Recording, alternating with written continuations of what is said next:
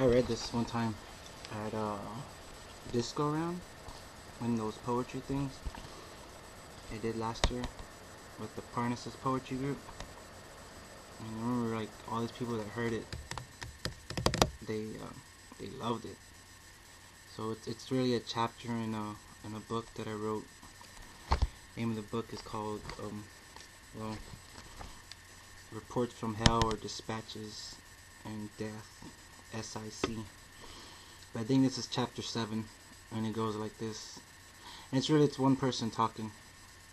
And the person talking, I think it's Saint Germain, the guy that's been living forever, and he hasn't been able to die. But yeah, chapter 7. So when I was driving the nail into the feet of Jesus, I wondered, is this really the Son of God? Or am I dreaming of men with delusions of grandeur? They have to be delusions. I still don't know if he was the Son of God, but what I can tell you is that he was in fact a real human. If he had the power to stop this pain, he would have just said the words. He screamed just like those other two thieves, how they screamed as I drove that stake through his feet and both their arms. And when he died, it wasn't like the four writers have said what happened. No, there were no earthquakes, and there was no rainfall from the sky nor heavy thunder. Those four guys sure put in a lot of hocus pocus about this little skinny homeless human. Are you sure you don't want a taste of this 1519 vintage vino? It is by far some of the best wine these lips have ever tasted. And I've tasted millennia of wines, de Orestes. Some of the best wine I have ever had was the wine that Christ made from water. Yes, I was there at that wedding.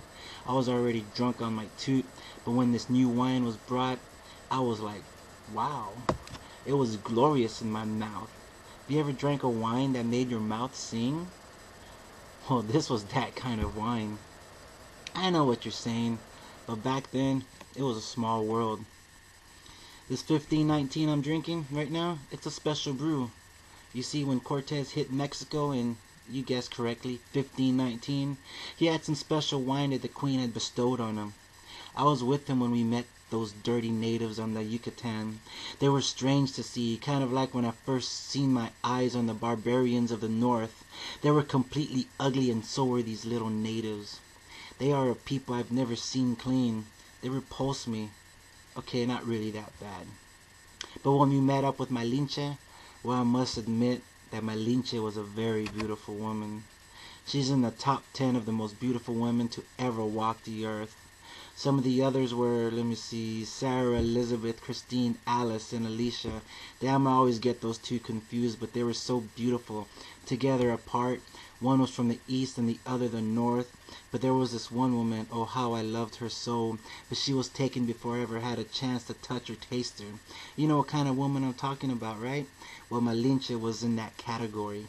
However, I was the first to spot that pretty woman by the river, putting red paint on her face and singing to the trees, a language lost now to time. If I could tell you how many dead languages I've heard in my lifetime, it would take your entire life to hear them all. However, I introduced my Linche to Cortez, and 2 years later when Cortez left her, I stayed and took care of her. But how she cried all the time. A whining woman is not one to have around.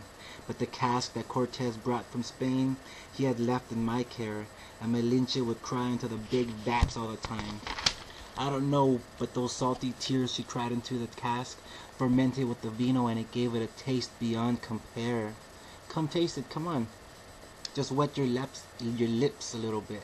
Come taste these tears and wine mixed well with age. It is quite good.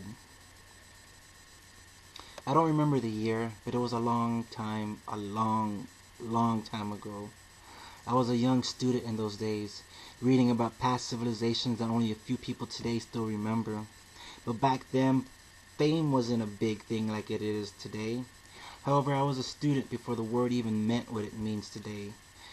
Well, all we did back then was worship the sun and the moon, and through the years, the sun and the moon had all kinds of names, and to this day there are still some people still worshiping the old gods. But I don't remember how I came across it. But I know what you new humans call this science. In those years, alchemy didn't even have a name. I don't know where the idea came from. Maybe it's like God. Every man is born with an idea of God, because we who are mortal know of mortality, because there is one who is immortal, and knowing that immortality, well, someone gave us that idea. Who was it? There was a philosopher a couple of years back who got famous writing this, some yuppity European, but anyways, that's another story of how I met this lazy Frenchman. But if we have an inkling of what immortality is, then why can't man achieve immortality? How that thought came into my head, I can't explain, but it just did one day. Maybe it was seeing the tree that never dies, or reading of those tales from the old histories. Somewhere it popped in my head, this idea of living forever. And now I am not the one Jesus loved. No, I am not the one Jesus loved. I am the opposite. I was not given this immortality to walk the earth till Jesus returns, and I am not the person who committed the first murder. I am far from being cursed. I gave up my family and my name to become this immortal man who speak with you today. I paid my dues, I studied and learned. I gave up my women to what was important to me. I fought with the sun. I slept with the land. I argued with fire. I battled the water, and I rejected the air. And each time I lost, I learned something different with each experience. But instead of giving up like the rest, like everybody else, I picked up a little bit here, and I picked up a little bit there, and I did it. I can't tell you exactly how I did it. It is an art that everyone must find on their own, without any help from anybody. The minute you get help, it all becomes void. I think it has to do with the energy of your body and how much you really want to live forever. But I first knew I had discovered the true art when I was playing with lead, and somehow it fell into the pit I was cooking, and right before my eyes, as the lead was swimming in my pan, it got heavier, and the color changed. It's a real magic when you can turn lead into gold. That was the first secret I unlocked. The second came when I stopped aging. And do I feel lonely? But of course I do. And the third, well, I can't tell you the third. It's a secret only us alchemists know of. But it's the secret everyone wants to know. And do I feel lonely? But of course I do. But the life I lived, all the women I lived with, to see them die, all my children are dead. That's a suffering that only I know, and no one else can claim this immortality. There is Jesus' loved best friend, who is still walking the earth, but he decides to live in a monastery. There have been other alchemists, but they all lived in huts and turned white or transformed into large trees. But I, Saint Germain, I was there when Khan conquered the tribes, and I was there when Alex, little gay Alex, went into India. And Angkor Wat, it is not what the scholars think it is. They had some psychic connection with natives of South America, and together they made contact with God. That is why God destroyed those civilizations, not because of food and water. Those basic elements have always been in abundance on the world, just as love is. But there are many on earth who take love for granted, and what does it get them? Nothing but a hell of their own mind. Hell is a real place, and hell is not dying. Look around. This place is getting bigger and bigger. More people are coming down here looking for love, and one of the greatest misunderstatements is that there is no love in hell. But this hell starts in their mind. These humans act as this one emotion and kill each other and bring each other down because of love. They don't know what love is. I've had love and I've lost love. I've had the greatest love, but because of what I love the most in my life, this immortality, I gave up my one true love. Do you know how much it hurts to lose your first love? Yeah, it took me centuries to get over her, but still to this day when I fall in love with someone else, they always look like my first one, my Miss Serena.